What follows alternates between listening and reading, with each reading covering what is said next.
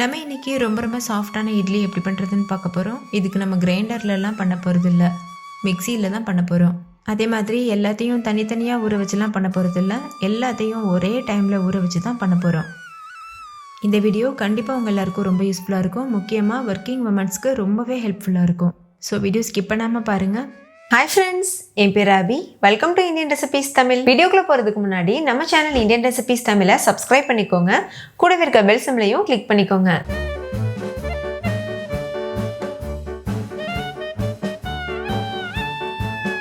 First இந்த recipe பண்ணுறதுக்கு இட்லி அரிசி எடுத்துக்கோங்க. நான் இந்த கப்பில் தான் மெஷர் பண்ணி எடுத்திருக்கேன். 4 கப் அளவுக்கு இட்லி அரிசி எடுத்துக்கோங்க. நீங்கள் இந்த கப் தான் யூஸ் பண்ணணும்னு இல்லை, வீட்டில் இருக்க ஏதாவது ஒரு கப் எடுத்துக்கோங்க. ஏதாவது ஒரு டீ கிளாஸ் எடுத்துக்கோங்க. அதே கிளாஸ் இல்லைனா கப்பில் மற்ற எல்லா இன்க்ரீடியண்ட்டும் அளந்துக்கணும். பாருங்கள், இட்லி அரிசி இந்த மாதிரி குண்டு குண்டாக இருக்கும். ரொம்ப சன்னமாக ஒல்லியாக இருக்கிற அரிசி வந்து சூஸ் பண்ணாதீங்க. நல்லா குண்டு குண்டுன்னு இருக்க அரிசி யூஸ் பண்ணிங்கன்னா தான் இட்லி நல்லா வரும். இப்போ அதே கப்பில் 1 கப் அளவுக்கு உளுந்து எடுத்துக்கோங்க. முழு உளுந்து யூஸ் பண்ணுங்கள்.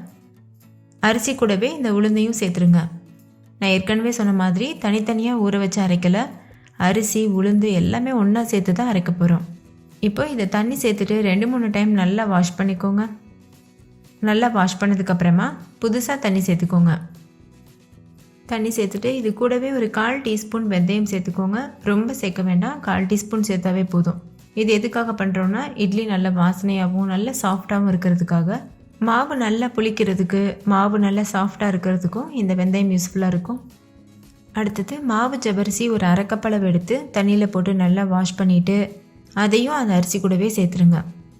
நீங்கள் ஜவ்வரிசியை அரிசி கூட சேர்த்தும் கழுவலாம். நான் எப்போதுமே தனியாக தான் வாஷ் பண்ணிவிட்டு சேர்ப்பேன். இப்போ இந்த ஜவ்வரிசியும் அரிசி கூட சேர்த்தாச்சு. இப்போ இது ஒரு 5 மணி நேரத்துக்கு நல்லா ஊறட்டும்.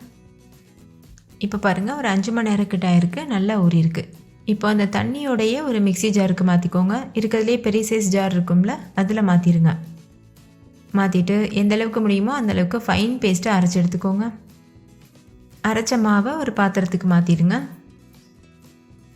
தேவையான அளவுக்கு உப்பு சேர்த்து கை வச்சு நல்லா மிக்ஸ் பண்ணிடுங்க. நம்ம எந்த அளவுக்கு நல்லா மிக்ஸ் பண்ணுறோமோ அந்தளவுக்கு மாவு நல்லா புளிச்சு பொங்கி வரும், இட்லியும் சாஃப்டாக இருக்கும்.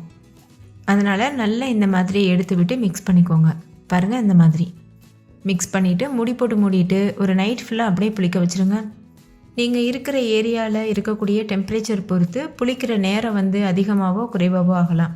நல்ல வெயில் காலத்தில் சீக்கிரமாகவே புளிச்சிரும், குளிர்காலத்தில் கொஞ்சம் லேட் ஆகும். ஓகே, இப்போ மூடி போட்டு மூடியாச்சு. இது ஒரு உரமாக இருக்கட்டும். இப்போ ஒரு 8 மணி நேரத்துக்கு ஆயிருக்கு. மாவு எந்த அளவுக்கு நல்லா புளிச்சு வந்திருக்கு பாருங்கள்.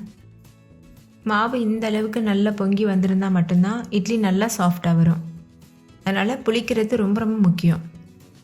இந்த மாவில் நீங்கள் இட்லி மட்டும்தான் செய்யணும்னு இல்லை, நம்ம வந்து வெந்தயம்லாம் சேர்த்துருக்கிறதுனால நீங்கள் தோசை கூட வறுக்கலாம். நல்ல மொறுமொருவாக நல்ல கோல்டன் ப்ரௌன் கலரில் ரொம்ப டேஸ்டியாகவே வரும்.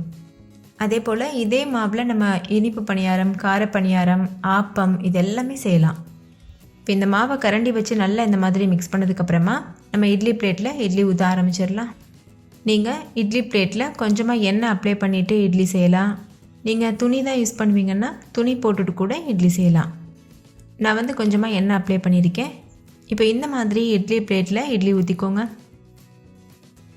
ஊற்றினதுக்கப்புறமா இட்லி பாத்திரத்தில் தண்ணி கொதிக்க வச்சுக்கோங்க. தண்ணி நல்லா கொதித்ததுக்கப்புறமா இந்த மாதிரி பிளேட்டை உள்ளே வச்சுட்டு மூடி போட்டு மூடிட்டு ஹை ஃப்ளேமில் வச்சு ஒரு 10 நிமிஷத்துக்கு வேக வச்சுக்கோங்க. இப்போது 10 நிமிஷம் ஆகியிருக்கு. நம்ம மூடி ஓப்பன் பண்ணலாம். நல்ல சாஃப்டான இட்லி சூப்பராக தயாராகிடுச்சு. இதை நீங்கள் எல்லா விதமான சட்னி கூட வச்சு சர்வ் பண்ணலாம், சாம்பார் கூட வச்சு சர்வ் பண்ணலாம். லேசாக வெதுவெதுப்பான சூடு வந்ததுக்கப்புறமா இந்த மாதிரி ஒரு ஸ்பூனில் கொஞ்சமாக தண்ணி அப்ளை பண்ணிவிட்டு இது போல் செஞ்சிங்கன்னா ஈஸியாக வெளியில் வந்துடும். நீங்களே பாருங்கள், கிரைண்டரில் அரைச்சி பண்ணது மாதிரி எவ்வளோ சாஃப்டாக பஞ்சு மாதிரி இட்லி ரெடி பண்ணியிருக்கோம். நீங்களும் கண்டிப்பாக இதே மெத்தடில் ட்ரை பண்ணி பாருங்கள். ஃபஸ்ட் டைம் சமைக்கிறவங்க கூட பெர்ஃபெக்டாக செய்ய முடியும். ஸோ அளவுகள் மாறாமல் செஞ்சு பாருங்கள். இதே போல் மீதி இருக்க எல்லா இட்லியும் வெளியில் எடுத்துகிட்டு நம்ம சர்வ் பண்ணிடலாம். நிறைய வெரைட்டியான சட்னி ரெசிபீஸ், சாம்பார் ரெசிபீஸ்லாம் நம்ம சேனலில் இருக்குது. செக் பண்ணி பாருங்கள், அது எல்லாமே உங்களுக்கு ரொம்பவே யூஸ்ஃபுல்லாக இருக்கும். ஓகே ஃப்ரெண்ட்ஸ், இந்த வீடியோ உங்கள் எல்லாருக்கும் ரொம்ப பிடிச்சிருக்கும்னு நம்புகிறேன். பிடிச்சிருந்தா லைக் பண்ணுங்கள், உங்கள் ஃப்ரெண்ட்ஸ் கூடவும் ஷேர் பண்ணுங்கள். நீங்களும் செஞ்சு பார்த்துட்டு டேஸ்ட் எப்படி இருந்ததுன்னு கமெண்ட்டில் சொல்லுங்கள். தேங்க்யூ, பாய்.